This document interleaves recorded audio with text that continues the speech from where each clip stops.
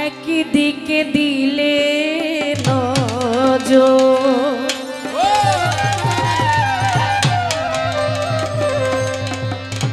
আরেক দিক অন্ধকার হয়, একদিকে দিলে নজর নীরে নূরে দুটি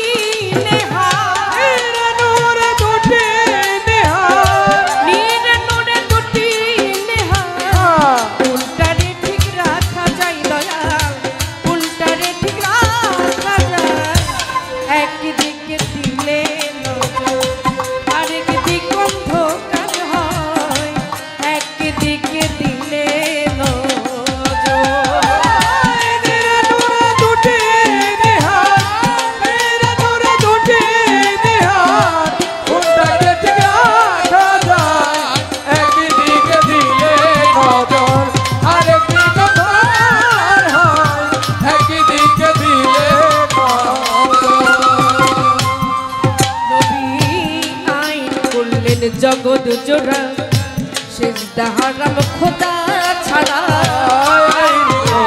জগৎ জোড়া সিজদা হারাম খোদা ছাড়া আইন করলেন জগৎ জোড়া সিজদা হারাম খোদা ছাড়া মুর্শিদ মাস্টার সামনে খাড়া মুর্শিদ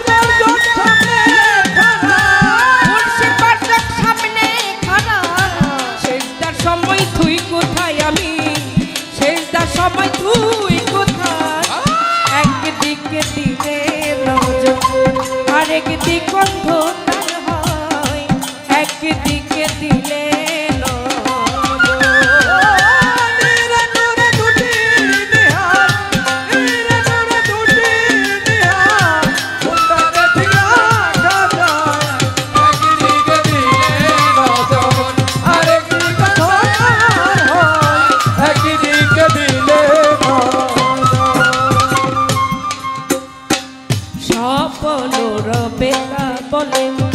বর্জ করলে খেত লিলে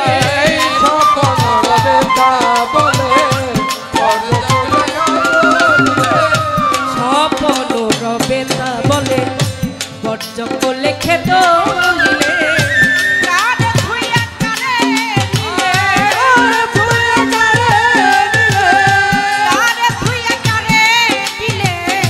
দুটি মনে এক তারাই দয়া দুটি মনে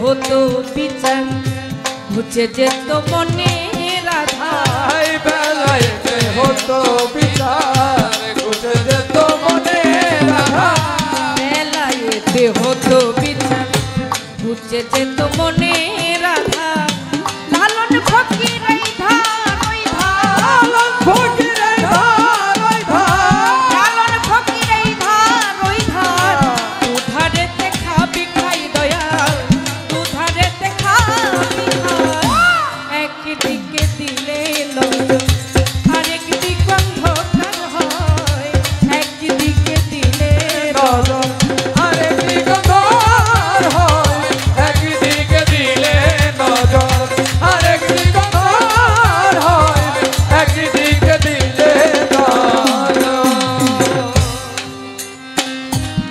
একদিকে দিলে নজর আরেক দিক অন্ধকার হয় নীরে নূরে দুটি নেহার কোনটারে ঠিক রাখা যায় একদিকে যদি আমার আল্লাহকে আমি পাইতে চাই আমার দয়ালকে আমি ভুলে যাই যদি আমার দয়ালকে আমি পাইতে চাই আমার আল্লাহকে আমি ভুলে যাই নীরে নূরে দুটি নেহার আমি কোনটারে ঠিক রাখতে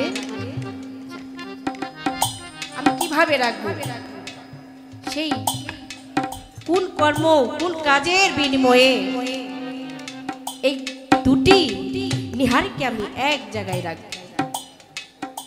নবী আইন করলেন জগৎ জোড়া, সেজদা হারাম খোদা ছাড়া, মুর্শিদ পর্যক সামনে খাড়া, আমি সেজদার সময় তুই কোথায়? এই যে প্রশ্ন আমার দয়াল যদি একটু বোঝাইয়া দেয় তাহলে অনেক কিছু জানতে পারবো। স্বপন রবেতা বলে বর্জক লক্ষ্যে তুলিলে, কারে থুইয়া কারে নিলে দুটি মনে এক দাঁড়ায়। যদি বেলাইতে হতো বিচার, ঘুচে যেত মনের আধার, লালন ফকির এই ধার ওই ধার, দুধার এতে খাবে। গানটি লিখেছে বাবা, যদি একটু আমরা শুনি অবশ্যই কিছু জানতে পারব।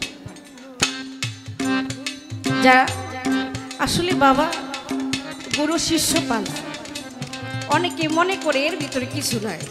এ দেখেন না কত ছিল আর কত আছে, সবই তো গেছে না। সব থেকে বড় কঠিন পালা হচ্ছে গুরু শিষ্যের পালা। বাবা যারা গুরুর হাতে হাত দিচ্ছেন, যারা হাত দিচ্ছেন, যেদিন হাত দিচ্ছেন তারপরের দিন আইসে আর মনে নাই। দয়ালের দরবারে যাবো, উরস কত তারিখে কবে হবে এইটাও জানা নাই। কি আছে না এরকম? বাবা গুরু যেটা আদেশ করে সেটা করতে পারলে আমাদের কত কিছু হয়, এটা আমরা আসলে বুঝতে পারি না।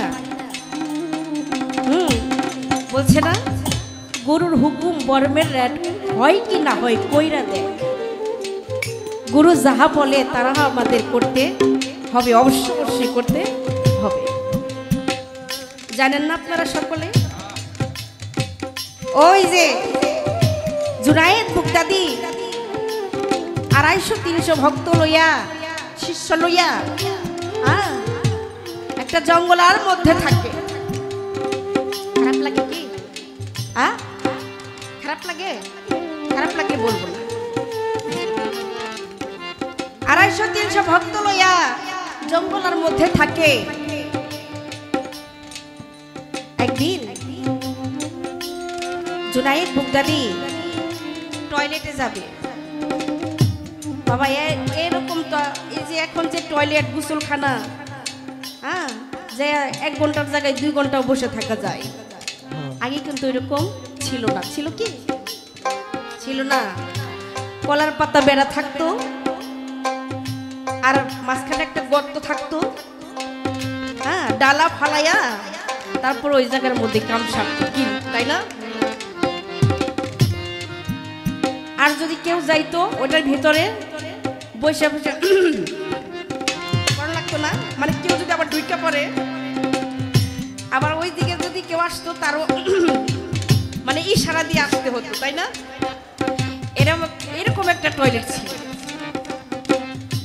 এইরকম একটা টয়লেটের মধ্যে গেছে জুনায়েদ বুগদাদি। গেছে পরে হাতের মধ্যে যে বদনা ছিল হঠাৎ করে ওই আবর্জনার মধ্যে পড়ে গেছে। জুনায়েদ বুগদাদি দৌড়ে এসে বলে, তোরা কে কোথায় আছস? আমার শিষ্যবিন্দু, তোরা দৌড়ে আস, আমার তো বন্যাটা ওই মালের মধ্যে পড়ে গেছে, আবর্জনার মধ্যে, তোমরা কি একটু আনতে পারবে? অনেক অনেক শিষ্যরা কই দরকার পড়ে গুরু বাদ দিয়ে দেব। তারপরে ওই আবর্জনার মধ্যে নাইমা বন্যাটা আনো না, আমি আনতে পারবো না। অনেকেই কয় গুরু বাদ দিয়ে দেব। জঙ্গলের মধ্যে ছিল ইব্রাহিম পাগল। ইব্রাহিম পাগল দৌড়াইয়া এসে বলে, দয়াল আপনার কি হয়েছে আমার একটু বলেন। দয়াল আপনার কি হয়েছে বলে, আমার টয়লেটের মধ্যে ওই বদনাটা পড়ে গেছে, বদনাটা পড়ে গেছে। পাগল দৌড়াইয়া যাইয়া লাভ দিয়া পইরা ওই আবর্জনার মধ্যে থেকে বদনাটা তুই না মাইজা ঘইসা পানি ভইরা দয়ালের সামনে দিয়া বলে দয়াল আপনি নেন। সেদিন জুনায়েদ বুগদাদি বলছিল, ওরে আমার শিষ্যবিন্দু, আমি দেখলাম কে আমার শিষ্য আর কে আমার ভক্ত। বাবা, ভক্ত হওয়াটি কি এতই সোজা? এই জন্য তো আমরা শিষ্য। এখনো পিছিয়ে আছি, কিছু বলতে পারি না, করতে পারি না, এই জন্য তো শিষ্য। ইব্রাহিম পাগলকে সেদিন বুকের মধ্যে নিয়ে কয়, বাবা তুই আমাদের একমাত্র ভক্ত, আমি আর ভক্ত খুঁজা পাইলাম না বাবা, সেজন্য আমি শিষ্য রয়ে গেছি, আমি কিছু করতে পারি না, আমার মধ্যে গুরু কর্ম নাই, আমার মধ্যে সাধন ভজন নাই, আমি জ্ঞানহীন, সেজন্য আমি শিষ্যর মধ্যেই রয়ে গেছি। তাই বলছি, যদি বেলায়েতে হতো বিচার বুঝে যেত মনে রাধা, বেলায়েতে হতো বিচার বুঝে যেত মনে রাধা, বেলায়েতে হতো বিচার বুঝে যেত মনে